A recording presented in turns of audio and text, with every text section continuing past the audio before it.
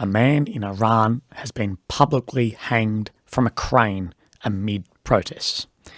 Iran has executed a second prisoner detained and convicted over alleged crimes committed during these nationwide protests. They hung him from a construction crane as a gruesome warning to others, and many others may be facing the same fate.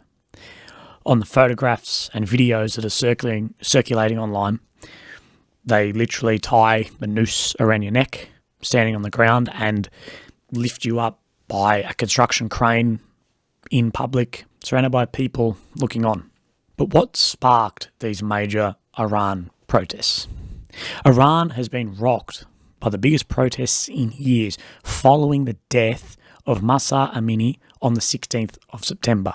The country's morality police, who are tasked with enforcing strict codes around dress and behaviour, primarily of women, had arrested the 22-year-old female for not wearing her hijab correctly and skinny jeans under a long, dark robe.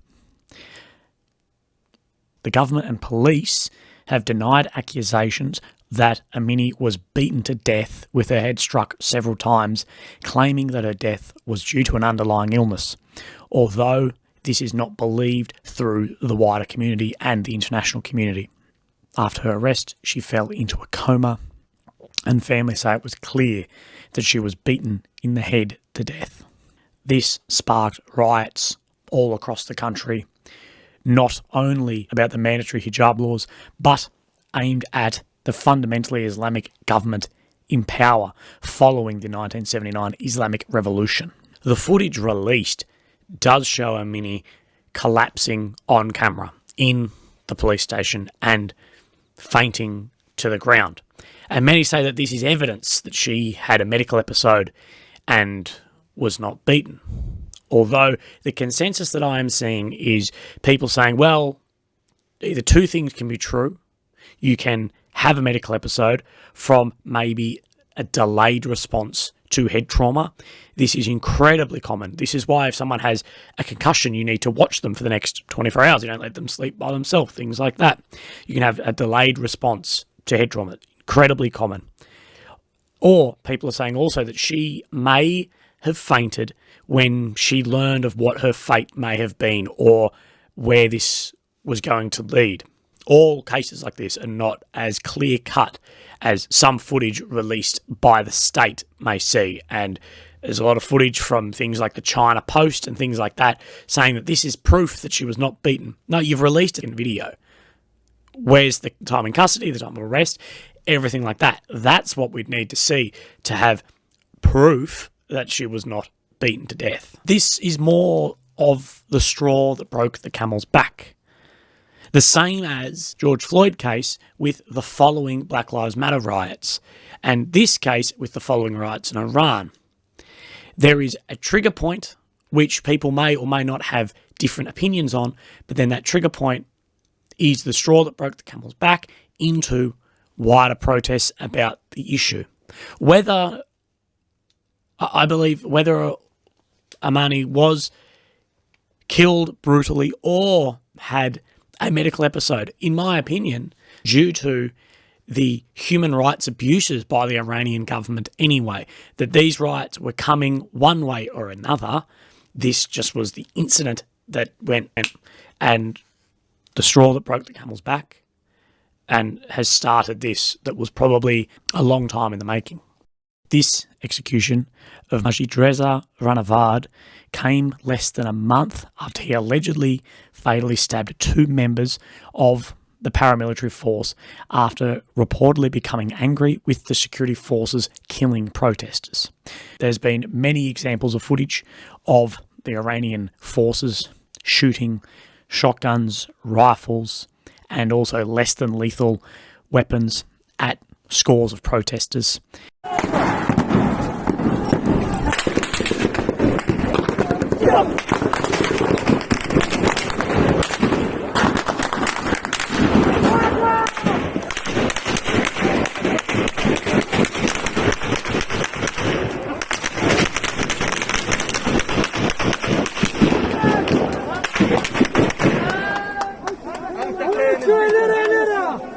There's many documents coming out from doctors and nurses who are hiding their identities in Iran, saying that these police, these paramilitary forces, are purposely aiming for women's genitals due to the nature of the injuries coming in through the ED.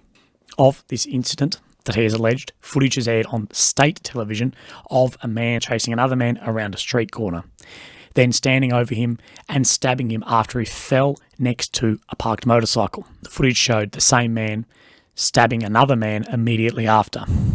The assailant, which state TV is saying is Rahnavard, has then fled after the incident. Rahnavard was denied a lawyer of his choice at the trial, and the lawyer that the state gave him did not put up a defence at his trial. Activists warn that at least a dozen people had already been sentenced to death in closed door hearings, and at least 488 people have been killed since the demonstration began in mid-September. According to human rights activists in Iran, a group that's been monitoring the situation of the protests, has been another 18,200 people detained by the authorities, but these figures are likely to rise much higher due to underreporting. Iran's state news agency, Mazan, which falls under the country's judiciary, published a collage of photographs of Rahnavard hanging from the crane in public, his hands and feet bound, a black bag over his head. In the images of the execution, a banner bearing a Quranic verse, quote, "Indeed, the requital of those who wage war against Allah and his apostle, to try to cause corruption on the earth, is that they shall remain slain or crucified, or shall have their hands and feet cut off from opposite sides, or be banished from the land." Rahnavard was convicted on the charge of Muharebe, a Farsi word meaning waging war against God. The same charge that has been levied against many others for decades since the 1979 Islamic Revolution that carries the death penalty. Typically, the condemned are alive and the crane lifts them off their feet, hanging by a rope, struggling to breathe, and eventually asphyxiate or break their necks. Iran is one of the world's top executioners and typically executes prisoners by hanging. It executed its first prisoner from these demonstrations last Thursday. So far this year, Iran has executed 500 prisoners, which is the highest number in 5 years, according to an Oslo-based human rights group. It goes on to say, in the absence of serious measures to deter Islamic Republic from executing prisoners, we will be facing even more horrific crimes like the 1980s mass execution of political prisoners. This is referring to the 1988 executions, in part overseen by Iran's current hardline president, Ebrahim Raisi, that these activists believe sentenced as many as 5,000 inmates to death. Amnesty International has said that it has obtained documents signed by a senior Iranian police commander asking for the execution of this prisoner to be completed in, quote, the shortest amount of time possible, and that his death sentence carried out in public, quote, a heartwarming gesture towards the security forces. Some people won't realise that the Islamic Revolution and the Iran we see today really only started in 1979 when there was a coup against the government was overthrown. The last king of Iran, Mohammad Reza Pahlavi, maintained close ties with the United States during his reign, which lasted from 1941 to 1979. He pursued modernising an economic policy and a strongly pro-American foreign policy. He also made a number of visits to America, where he was regarded as a friend. Through these years, America gave many weapons to Iran, and many would say that Iran at the time had the sixth strongest military in the world, as America was deep within the Cold War, building up arms.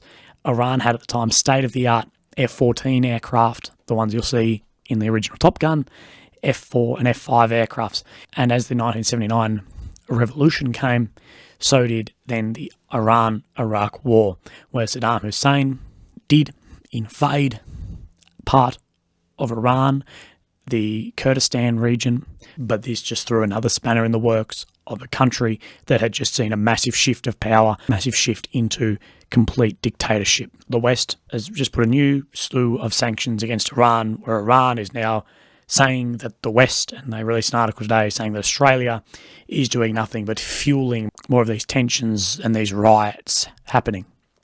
The problem with many of these sanctions is, yes, it affects the government, but it also affects all the innocent people living among this. This is about a lot more than fighting for not having to wear a mandatory hijab.